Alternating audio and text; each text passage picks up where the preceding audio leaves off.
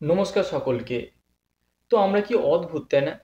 যে লোকটা ১.৫ বছর আগে একটা দলে এলো, এই ১.৫ বছরের মধ্যে ৩টে বড় বড় ট্রফি জেতালো, আজকে পরপর ২টো ম্যাচ ড্র করার কারণে সেই লোকটাকেই আমরা ছেড়ে দিতে চাইছি। সেই মানুষটাকেই আমরা আর চাইছি না। আশা করি এটা কারোর কাছে অজানা নয় আমি কি বিষয় নিয়ে কথা বলছি বা কাকে নিয়ে কথা বলছি। যখন হাবাসের পরে মলিনা মোহনবাগান দলের কোচ হয়ে এলো, তখন প্রথমবারে কিন্তু সে ডুরান্ড কাপটা ফাইনালে হেরে যায় নর্থ ইস্টের বিরুদ্ধে। তখন একটু মলিনাকে নিয়ে ক্রিটিসাইজ শুরু হয়েছিল। তখন একদল সমর্থক বলছিল যে একটু সময় দাও, ঠিক কাজ হবে। আবার একদল সমর্থক বলছিল যে সে তো স্পেনের ডিরেক্টর পদে ছিল, সে কোচিং কি বুঝবে, সে ভালো ডিরেক্টর, সে কিন্তু ভালো কোচ নয়।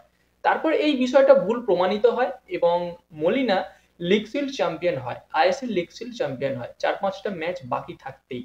এবং তারপরে সেই বছরেই আইএসএল ট্রফি জেতে, মানে ডবল হেডার যাকে বলে। তো তারপরে সবাই মলিনাকে নিয়ে মাতামাতি লাফালাফি ঝাঁপাঝাঁপি যা বলা যায় সবকিছু করেছে। এবং এই মরশুমে এসে এখনো পর্যন্ত মোহনবাগান দল ১০টা ম্যাচ খেলেছে, তার মধ্যে ৭টা ম্যাচ জিতেছে, ২টো ম্যাচ ড্র করেছে এবং একটা ম্যাচ হেরেছে। যে ম্যাচটা হেরেছে সেটা ডুরান্ড কাপের কোয়ার্টার ফাইনাল, ডার্বি ছিল ইস্টবেঙ্গলের বিরুদ্ধে, ২-১ গোলে হেরে গিয়েছিল। এবং তারপরে আবার ম্যাচ জিততে শুরু করে। তারপর আনফরচুনেটলি ডেম্পোর বিরুদ্ধে ড্র করে মোহনবাগান এবং তারপরে ইস্টবেঙ্গলের বিরুদ্ধেও ড্র করে, যেটা ছিল সুপার কাপের ম্যাচ। তো এই দুটো ড্রয়ের পরেই কিন্তু মোহনবাগান সমর্থকরা এই মানুষটাকে নিয়ে ক্রিটিসাইজ করতে শুরু করে যে গো ব্যাক মলিনা, আর দরকার নেই। ভাই আমি একটা উদাহরণ দিই। তোমার বাড়িতে অনুষ্ঠান হচ্ছে, তুমি রাঁধুনি এনেছো, রাঁধুনি যে উপকরণগুলো লিখেছে এইগুলো আমার লাগবে, তুমি ওইগুলো না দিয়ে তুমি তোমার মতো একটা মশলাপাতি এনে দিলে, উপকরণ এনে দিলে, তারপর রাঁধুনিকে বলে রান্না করো। রাঁধুনি কি তার মনের মতো ভাবে রান্নাটা করতে পারবে, না সে ভালো স্বাদ আনতে পারবে তার রান্নায়? ঠিক এইখানেও তাই হয়েছে। প্রথম বছরে যেহেতু গ্রেগ স্টুয়ার্ট ছিল, সেই কারণে কিন্তু মোহনবাগান দলটা যা হোক করে বেরিয়ে গেছে। তবে পরের মরশুমে কিন্তু এই গ্রেগ স্টুয়ার্ট নেই, এই দলটা আর বেরোতে পারলো না।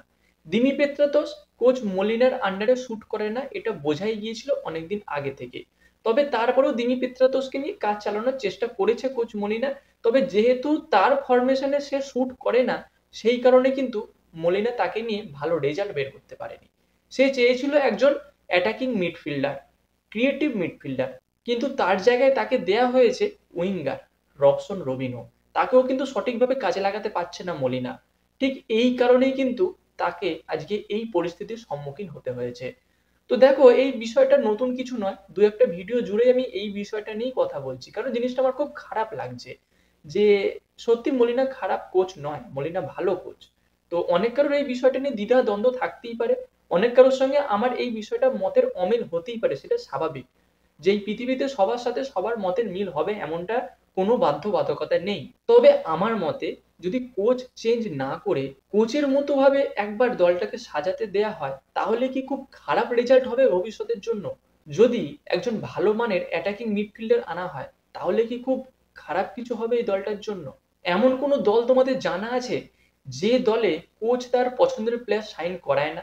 ক্রিকেট থেকে শুরু করে ফুটবল সবেতেই আছে। আমি ফুটবলের উদাহরণ দেবো, আমি চোখে আঙুল দিয়ে একটা উদাহরণ দিই তোমাদের, ইস্ট বেঙ্গল দল। বিগত ৪-৫ বছর ধরে ইস্ট বেঙ্গল ম্যানেজমেন্ট যেমন টিম করেছে, সেই টিমটাকে দিয়ে দেওয়া হয়েছিল ইস্ট বেঙ্গল কোচেদের হাতে। সেই কারণে এই দলটা এতদিন সাকসেস পাচ্ছিল না।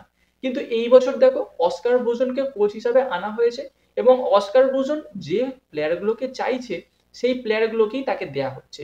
সেই কারণে ইস্ট বেঙ্গল দলটা এই বছর ভালো সাকসেস পাচ্ছে, এটা স্বাভাবিক।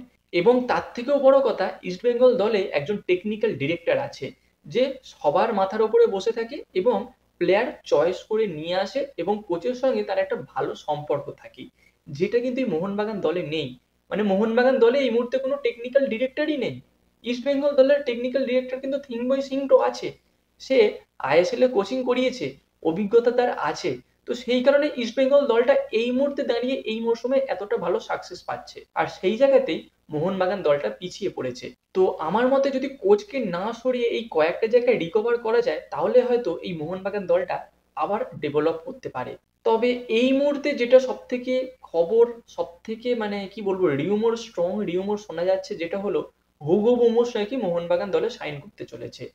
তো দেখো হুগো বুমোস তখনই সাইন করবে যখন এই দলে সের্জিও লোবেরা আসবে। সের্জিও লোবেরা না এলে কিন্তু হুগো বুমোসকে এই দলে আনা হবে না, কারণ হুগো বুমোস সের্জিও লোবেরার একজন পছন্দের প্লেয়ার। তো যদি সের্জিও লোবেরাকে আনা হয় এবং তার পছন্দের প্লেয়ার হুগো বুমোসকে আনা হয়, তাহলে মলিনাকে তার পছন্দের দুটো প্লেয়ার দিয়ে দিতে ক্ষতি কি? আমার তো সেটাই মনে হয়। আর এই বিষয়ে তোমাদের কি মতামত তোমরা কিন্তু অবশ্যই জানিও। এবং সেই সঙ্গে আমি একটা বিষয় তোমাদের সকলের সঙ্গে এগ্রি করব, বা সকলের সঙ্গে এগ্রি হবে কিনা জানি না। পার্সোনালি আমি চাইবো দুটো তিনটে বিদেশিকে এবার ছেড়ে দিতে, আর লয়ালিটি না দেখাতে দিমিত্রি পেত্রাতোসের ওপর।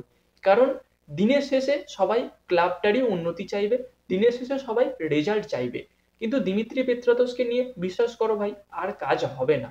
পেত্রাতোস একসময় মোহনবাগান দলকে অনেক কিছু দিয়েছে, কিন্তু এই মুহূর্তে তার দেয়ার মতো আর কিছু নেই। জেসন কামিংস চলবে না, জেসন কামিংস ভাই চলবে না, ওই রকম প্লেয়ার দরকার নেই। যে প্লেয়ার একটা প্লেয়ারকে কাটিয়ে বল নিয়ে উঠতে পারে না, সে কিসের স্ট্রাইকার? তার থেকে কোচ কিভাবে খেলা বের করবে? এবং সেই সঙ্গে জেমি ম্যাকলারেনকে নিয়ে একটু আমি দ্বিধাদ্বন্দ্ব প্রকাশ করব, কারণ গত বছর জেমি ম্যাকলারেন যে খেলাটা দেখিয়েছে, এই বছর যেন মনে হচ্ছে তার খেলাটা একটু বেটার। মানে খেলা বলতে কি, তার পা থেকে গোল আসার বিষয়টা নিয়ে আমি বলছি না, তার খেলার প্রতি আগ্রহ বা তার ডেডিকেশনটা দেখে মনে হচ্ছে যে একটু বেটার আছে গত বছরের তুলনায়। তাই জিমি ম্যাকলারেনকে নিয়ে আমি একটু কনফিউশনে থাকবো, এবং রবসন রবিনোকে নিয়ে আমি ক্রিটিসাইজ করব না। নতুন প্লেয়ার এই বছরেই এসেছে, দলের সঙ্গে একটু মানিয়ে নিতে সময় দিতে হবে। আর যে দুটো বিদেশি ডিফেন্ডার আছে, সেই দুজন বিদেশি ডিফেন্ডারকে নিয়ে আমি কোনো কথাই বলবো না। টপ কোয়ালিটির ডিফেন্ডার সাইন করিয়েছে মোহনবাগান দল, টপ কোয়ালিটির। এই দুটো ডিফেন্ডার যদি না থাকতো, মোহনবাগান ওই দুটো ম্যাচ ড্রও করতে পারতো না, হয়তো হেরেও যেতে পারতো। তো বন্ধুরা, এই ছিল আজকের ছোট আপডেট আলোচনা তোমাদের সঙ্গে। কেমন লাগলো ভিডিওটা অবশ্যই কমেন্টে জানিও। তোমাদের কার কার মতামতের সঙ্গে আমার মতামতের মিল হলো, সেটাও আমার জানলে আমারও ভালো লাগবে। এবং খেলা সংক্রান্ত এরকম ছোট বড় আপডেট আরও পেতে চাইলে আমাদের এই চ্যানেলটাকে সাবস্ক্রাইব করে তার পাশের বেল আইকনটাকে অন করে দেবে। আর যদি ফেসবুক থেকে দেখে থাকো তাহলে পেজটাকে ফলো করে দেবে। তো গাইস, দেখা হচ্ছে পরবর্তী ভিডিওতে। Bye bye.